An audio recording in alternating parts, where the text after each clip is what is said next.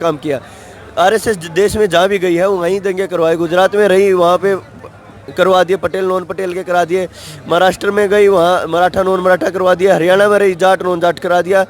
पंजाब में गई वहाँ सिख हिंदू करा दिया। ये तो जहाँ जाते हैं दंगे कराते हैं। ये जो आरएसएस है, आरएसएस देश का बड़ा सबसे बड़ा आतंकवादी संगठन है। इन्होंने हमेशा देश में मुझे भारद्वाज और आप इस समय ग्राउंड मीडिया देख रहे हैं। लगातार तमाम तस्वीरें किसान आंदोलन से जुड़ी हर खबर आप सभी के सामने हम लेकर के आने लग रहे हैं। भाई एक बार फिर हमारी टीम टिकरी बॉर्डर के ऊपर पहुंची है। किसान आंदोलन है जो लगातार दिन प्रतिदिन बढ़ता ही जाने लग रहा है।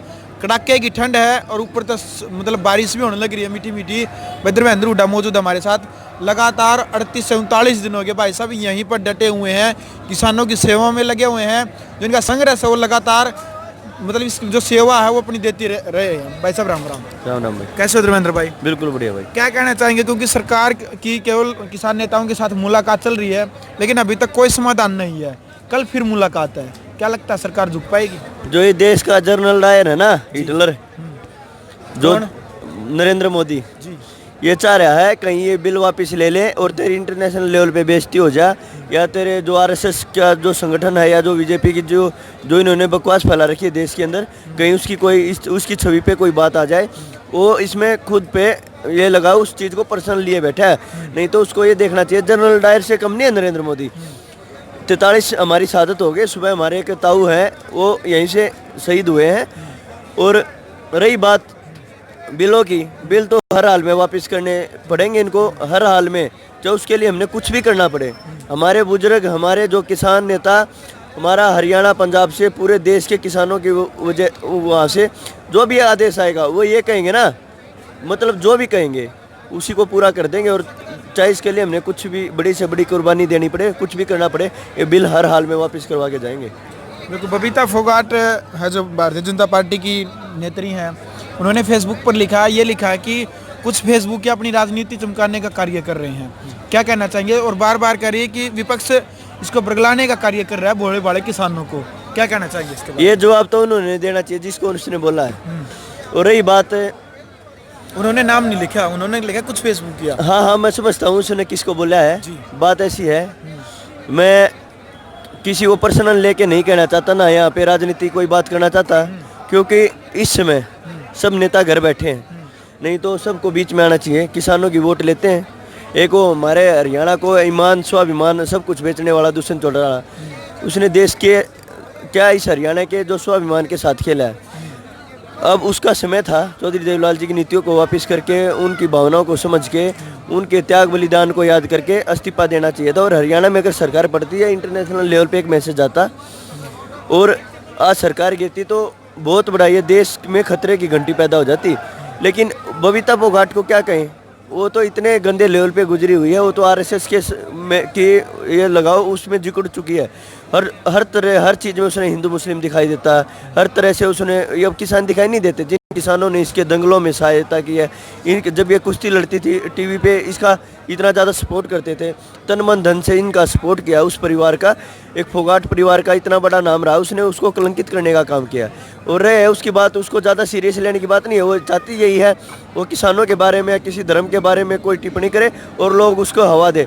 ये असामाजिक तत्व है जिसका इस हरियाणा से, किसानी से कोई लेना देना नहीं है।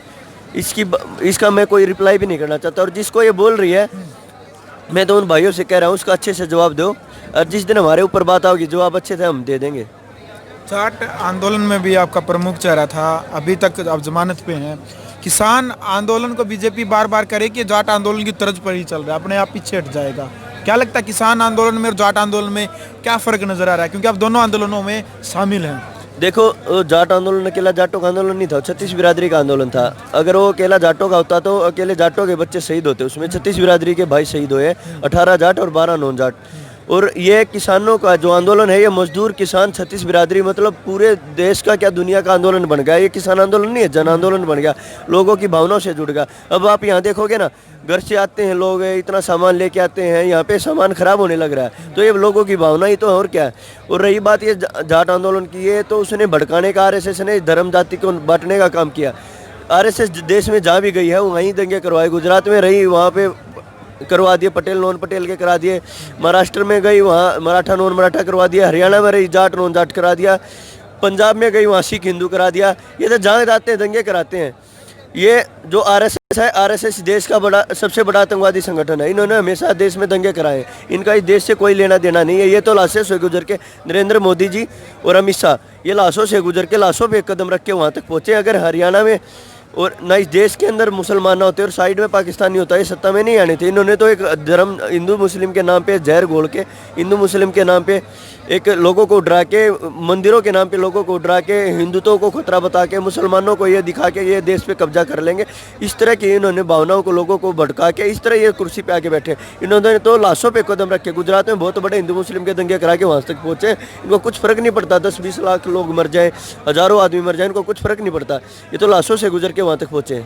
आपका एक फ़ोटो वायरल हुआ था जिसमें आप गाजर का हलवा बनाने लग रहे हैं। उसमें लिखा कि दूध हमारा, गाजर हमारी, लकड़ी हमारी, कढ़ाई हमारी, फिर ओरा के केक आज है। बट डोनेशन को लेकर के बार बार कहा जा रहा है कि इनकी तो विदेश से डोनेशन आ रही है। क्या कहना चाहेंगे उनकी उस मानसिकता को लेकर? हाँ, मैं कह रहा हूँ मेरे पास आती है नाइजीरिया से, सीरिया से, पाकिस्तान से फंडिंग आती है मेरे पास। क्या बकवास फैला रखी है मीडिया ने। क्या ये दूध जो सुबह हमारी माँ बहन 4 बजे दूध निकाल के गाय का दूध भैंस का यहाँ बेचते हैं, जब जाम में फंस के गाड़ियाँ 9 बजे तक पहुँचती है। गाजर किसानों के घर में उगती है। कढ़ाई हलवाई से ले रखी है। हम हरियाणा के, तो वहाँ से क्या हुआ? कभी बोलते चीन से फंडिंग है, कभी बोलते पाकिस्तान से फंडिंग है। क्या दूध चीन से आएगा, पाकिस्तान से आएगा? गाजर वहाँ से आएंगी। हम तो दूसरे देशों में भेजने वाले हैं। जो किसानों की यहाँ से फल सब्जियाँ फ्रूट विदेशों में जाते हैं, हमें उनसे इन चीज़ों की फंडिंग की जरूरत थोड़ी है। ये तो बिना वजह के बड़वे लोग हैं जो इस तरह का प्रचार करते हैं। चलो भाई साहब, क्या संदेश आप देना चाहेंगे और मोदी सरकार से क्या आप अपील करेंगे इस आंदोलन को लेकर के? मोदी सरकार से तो ये अपील है, या तो समय रहते समझ जाओ, ना तो देश में ऐसे हालात पैदा कर देंगे, ऐसे हालात पैदा कर देंगे जवान और किसान एक हो जाएंगे और तुम्हारे को आरएसएस को, कच्छेदारियों को इस देश के अंदर छुपने को जगह नहीं मिलेगी और ये कुर्सी छोड़ने पे मजबूर हो जाओगे। जवान से, किसान से जिसने भी पंगा लिया है उसने कुर्सी क्या, उसने तो शरीर भी त्यागना पड़ा है। बिल्कुल। चलो भाई, वीडियो आपने कैसी लगी? क्योंकि किसान आंदोलन से जुड़ी हर खबर आपके सामने लेकर के आने लग रहे हैं। एक फोटो वायरल हुआ था धर्मेंद्र हुड्डा का जिसमें ये गाजर का हलवा बनाते हुए नजर आए थे। काफ़ी लोगों ने उसको आगे से आगे शेयर किया था। उस डोनेशन को लेकर के जो बार बार बताया जा रहा था कि विदेशों से इनको फंडिंग आती है, तो उसको लेकर के उस आंदोलन से लेकर के जो अहम जानकारियाँ थी, बातचीत थी, हमने खुद इनसे बातचीत की है। तो आपको वीडियो कैसी लगी आप इसको शेयर करें। ग्राउंड मीडिया के लिए टिकरी बॉर्डर से अपने कैमरामैन सहयोगी इंतजार के साथ मैं जब भारद्वाज। राष्ट्र निर्माण की जानकारी के लिए ग्राउंड मीडिया चैनल को सब्सक्राइब करें और शेयर करें।